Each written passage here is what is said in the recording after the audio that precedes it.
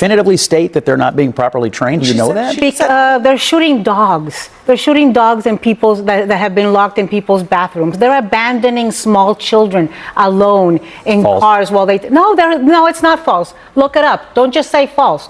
I actually abandoning small children. Yes, they turned the children over to HHS. There were actually small children abandoned in a highway in a car in Cicero, Illinois. You make these sweeping statements that they're not training. Would you like me they're to not get training ICE agents. Of course with they go through examples training. of what is happening? Of course they're training them. Well, they're training them, then they're not learning this stuff. They're definitely violating human rights, Scott. Well, I disagree with you. Okay, well, look, Scott, she had a specific example.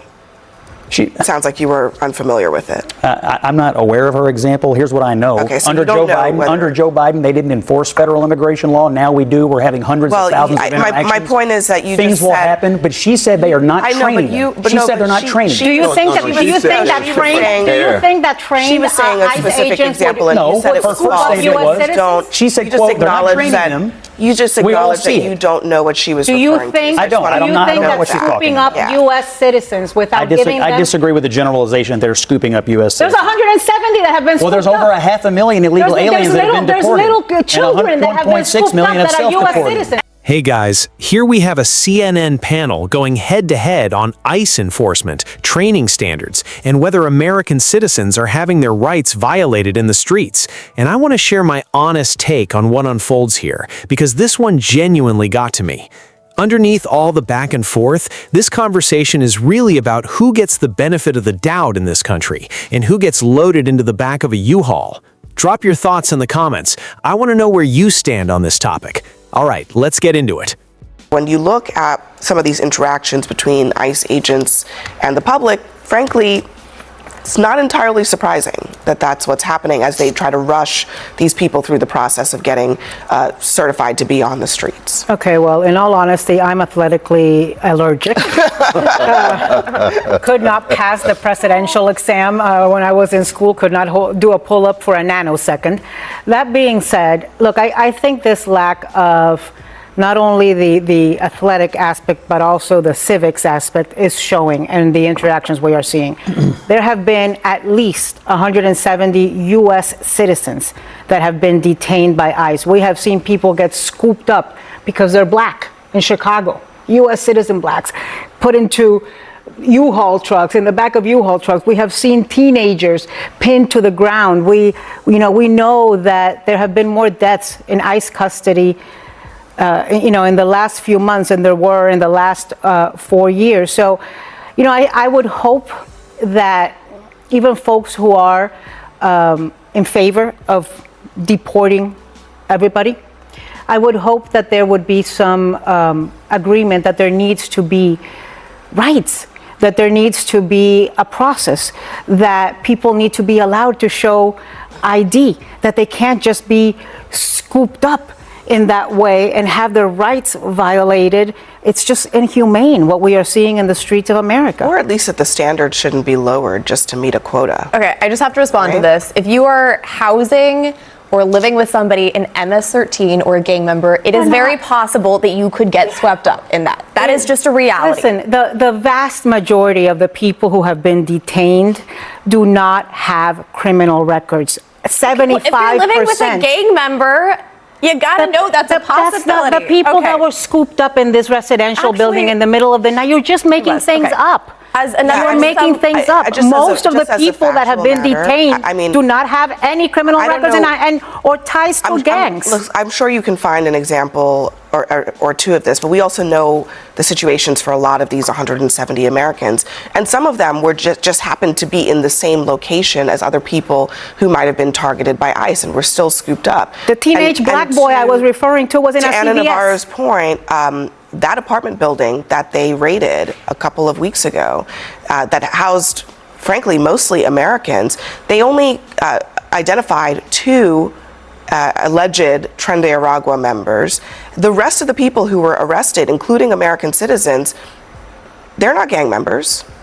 So that's also happening. Okay. But I was asking you about the standards, because the issue at hand here is that the standards are not being met, and B, in some cases, are being slightly lowered to allow more people to get through this process because they have to meet a quota. And when you're talking about law enforcement, is that really what we should be doing?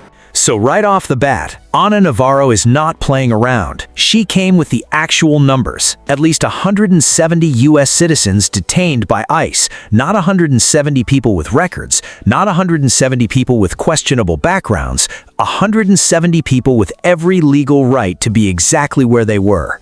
She said people were scooped up because they're black in Chicago, put into U-Haul trucks, not a federal vehicle, not a police cruiser, a U-Haul, like they were furniture being moved out of an apartment. And then she goes further. She says there have been more deaths in ICE custody in the last few months than in the last 4 years. That is not a vague complaint. That is a specific, documented claim sitting right there on the table. Now watch what the other side does with all of that, because the response to 170 citizens, to U-Haul trucks, to more deaths, the response was essentially, well, if you live with a gang member, you should probably expect this. That's the answer they came with. And the liberal panelist immediately fires back with the number that was supposed to end this argument for good. 75% of the people detained had zero criminal record, no charges, no gang ties, nothing. That sets up everything that comes next.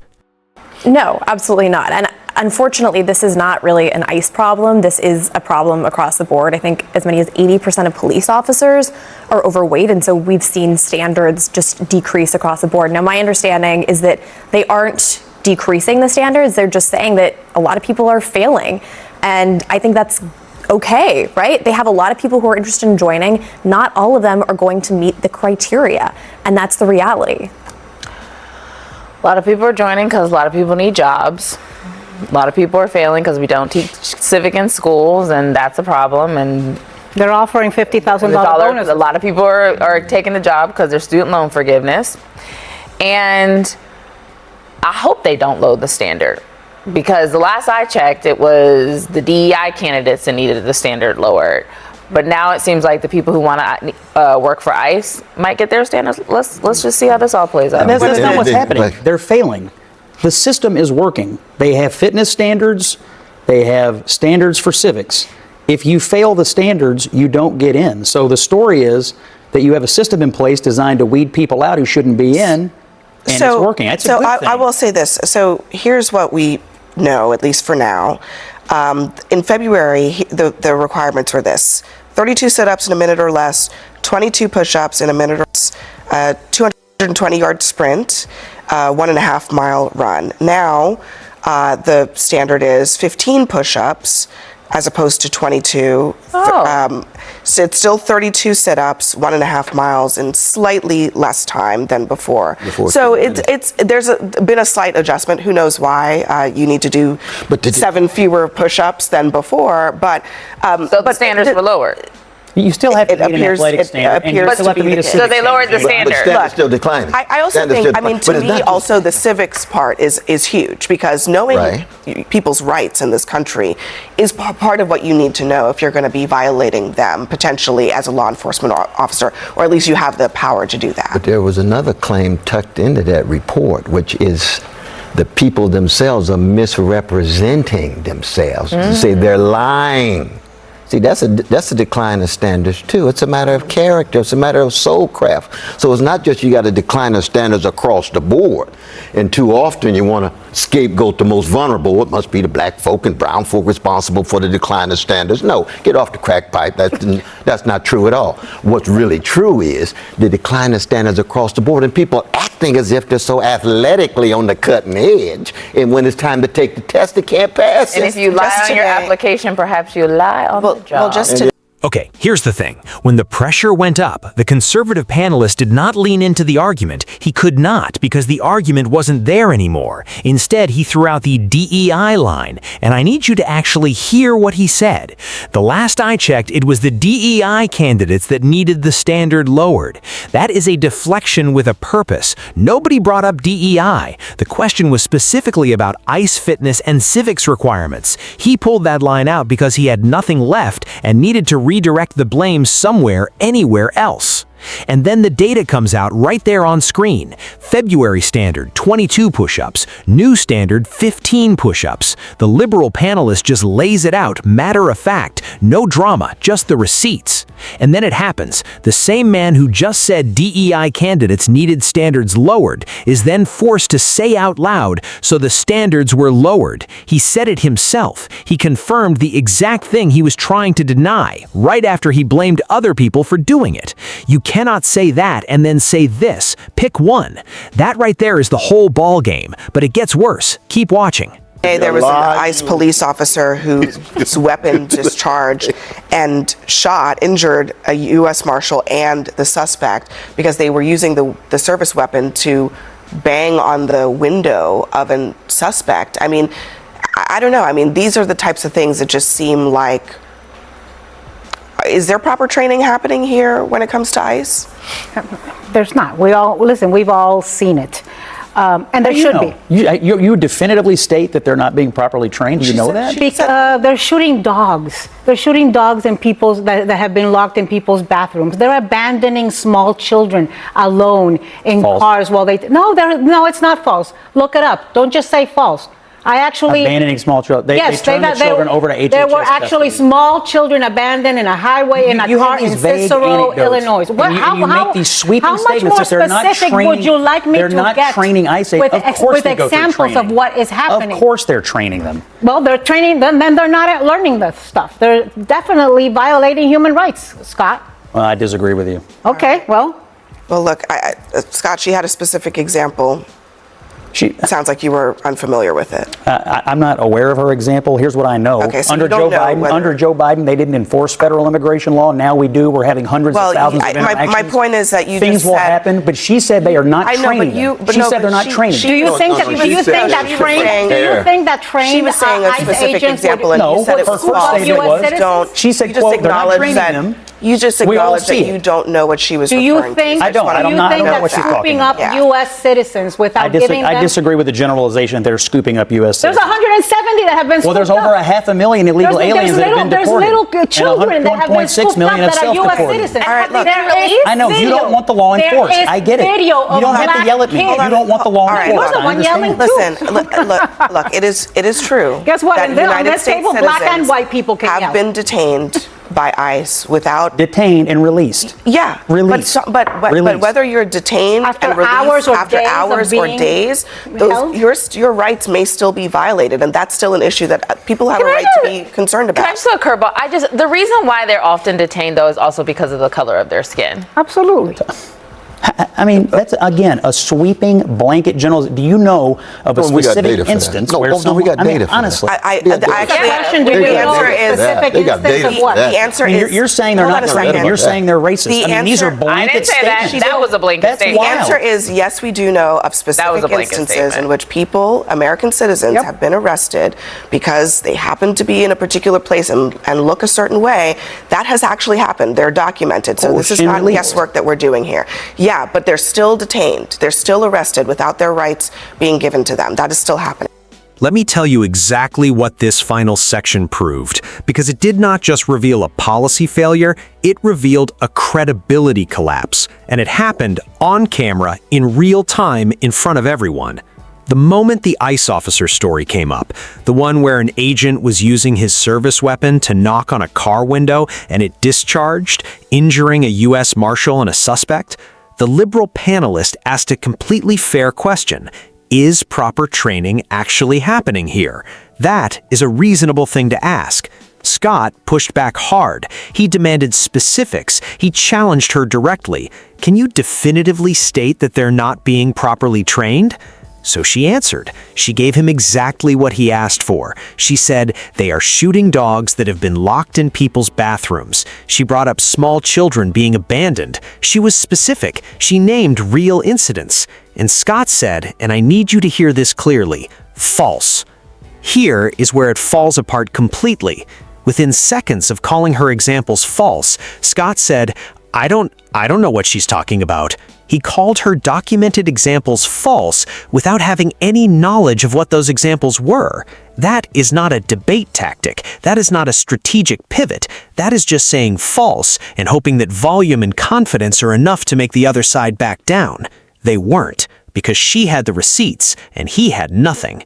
That single exchange is the biggest contradiction exposed across this entire conversation. You cannot call something false and then in the same breath admit you have no idea what was said. He just destroyed his own point. And the reason it matters so much is because it is a perfect model for how a lot of these conversations go in America right now. Somebody makes a documented claim, somebody else says false or that's a sweeping generalization, and then the room moves on before anyone checks whether the false was actually backed up by anything at all.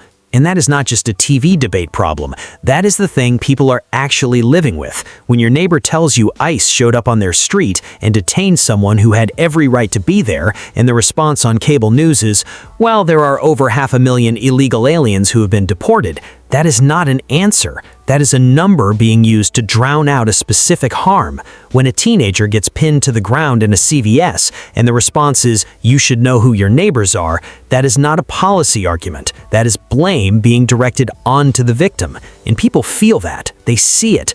And it is exhausting.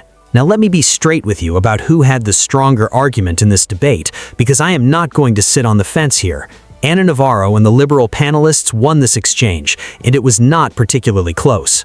They came with the 170 detained citizens, they came with the 75% figure, 3 out of 4 people detained with no criminal record, no charges, no gang ties. They pulled up the actual standards changes, down from 22 push-ups to 15. They named the apartment building raid where only 2 alleged Trend Aragua members were identified, and the rest of those arrested, including American citizens, were not gang members. They had the specific ICE weapon discharge incident. They had the kids. They had the dogs.